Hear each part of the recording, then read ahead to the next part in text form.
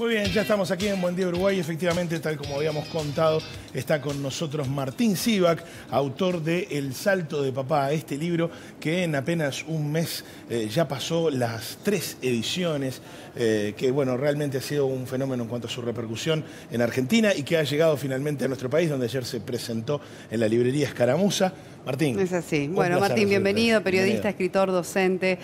Bueno, es un gusto que estés aquí en el país presentando a su vez este libro que es Revelación en Argentina y que tiene que ver con contar sobre tu vida, en definitiva, que ya esa fue una decisión difícil para vos como periodista, ¿no? Tener que abrir tu intimidad, en definitiva, para contarla. Sí, creo que en general los periodistas estamos cómodos contando la vida de los otros, aunque a veces contar la vida de los otros no es sencillo. Para mí fue salir de ese lugar de contar la vida de los otros y contar mi propia vida, la historia de mi padre y casi por casualidad también contar un poco la historia reciente de la Argentina. Así que fue un proceso donde aprendí mucho, fue un proceso también desgarrador y al mismo tiempo donde me divertí mucho. ¿Qué sentimiento primó a la hora de abordar la escritura? Porque está el amor incondicional de un hijo a su padre. Me imagino que debe haber habido mucha bronca y mucho enojo de por qué dejaste este plano. Lo recordás también desde un lugar de mucho humor en sus anécdotas. Y en ese sentido te pregunto, ¿qué sentimiento primó antes de escribirlo y después de que terminaste de escribir? Mira, al principio fue como que era una montaña rusa donde había momentos de escribir llorando y a veces momentos de reírme mucho en la escritura. Así fueron estados muy intensos durante mucho tiempo y después la salida del libro, alivio de haber terminado, no porque la escritura sane o repare, pero sí provoca cierto alivio y terminarlo, encontrar el final del libro fue muy difícil, así que una vez que el final estaba y entró a imprenta sentí alivio. Martín, es importante que abramos el paréntesis para mucha gente y sobre todo en nuestro país de quién fue tu padre, ¿no? Porque también fue una figura muy interesante en Argentina, esas contradicciones, ¿verdad?, que hacían a su persona.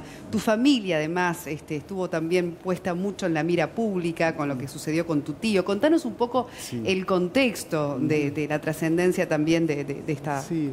Bueno, este raconto. Mi familia cobró notoriedad a partir del secuestro y asesinato de mi tío. El caso Siva, fue un secuestro extorsivo.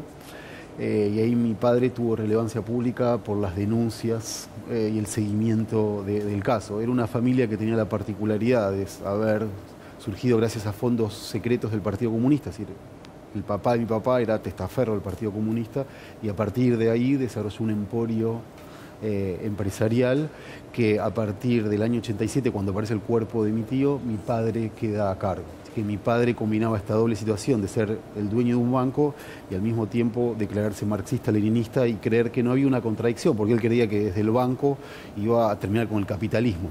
Claro, o sea, renegaba del capital mientras trabajaba en la expresión que más sublima el capital. Quizá. ¿Cómo que iba a terminar con el capitalismo? O sea, ¿cuál era su concepto, digamos? Porque me queda ahí lo más importante para entender, ¿no? Y él pensaba que las empresas, los negocios eran una continuación de la política. Él pensaba casi todos sus negocios en términos políticos. En el contexto de la declinación del bloque soviético, él armó una cantidad de negocios que todos resultaron mal, porque él no tenía el don para los negocios, de exportar Pampernick a Polonia, importar jeans socialistas a la Argentina, exportar naranjas a Checoslovaquia. Entonces, en ese mundo, que era aventuras en las que nosotros participábamos, porque a él le encantaba que nosotros, los hijos, que yo tenía 10, 12 años, yo participaba en las reuniones con los empresarios, con los expresidentes. A él le gustaba que los hijos estuviéramos en eso. Y te pregunto, algo está insinuado en el libro, porque hay una coordenada temporal, ni que hablar, pero más allá del caso de tu tío, con lo doloroso que implica salir a la luz pública a hacer denuncias, ¿cuánto pudo haber pesado en su resorte anímico el fin de la Guerra Fría? O sea, que ya se venía insinuando. Sí, mi padre era bastante negador de eso. Él era crítico de la perestroika. Ajá. De hecho, la foto de tapa del libro es su único viaje a Moscú, donde él va a comprar un método de operación de ojo para llevarlo a la Argentina. Él a sus hijos, a su familia, no nos dijo nada, pero él volvió bastante frustrado, año 88, 89. O sea, él vio con sus ojos la caída del muro de Berlín, pero y el día que se mató es el día que estaba George Bush, padre, visitando la Argentina, que obviamente no fue por eso, pero hay como una especie de fin de época. Y a mí al principio me pasaba, ¿no? Cuando yo, los años después de su muerte, iba mucho al cementerio a contarle historias, porque es la manera que uno a veces encuentra para llevar todo eso, ¿no? Entonces me acuerdo el día que cayó la Unión Soviética, que fui con el diario, y estaba en la lápiz, y dije, papá, tengo una mala noticia, ¿no? Porque no, era difícil, ¿no? Contarle todo ese mundo que él creyó bastante, y bueno, y había terminado. Es muy fuerte el título, es muy fuerte el comienzo del libro, ¿verdad? Se llama El salto de papá y arranca el libro con el salto de tu padre de un piso 16, que por supuesto termina con su vida. Vos decías, yo no hago esto para hacer catarsis, pero hay una búsqueda de respuesta, porque esto sucede cuando vos tenías 15 años. Ahora lo ves desde la mirada de un hombre de 40, ¿no? ¿Y cómo es eso? ¿Hay algo que sane con esto? ¿Hay alguna pregunta que se responda con esta investigación? Además, esto lleva una investigación. O sea, hay un trabajo periodístico tuyo importante. Sí, este libro, la primera parte, yo estaba haciendo mi doctorado en Estados Unidos, entonces la primera parte la escribí desde lejos, ¿no? Con la distancia.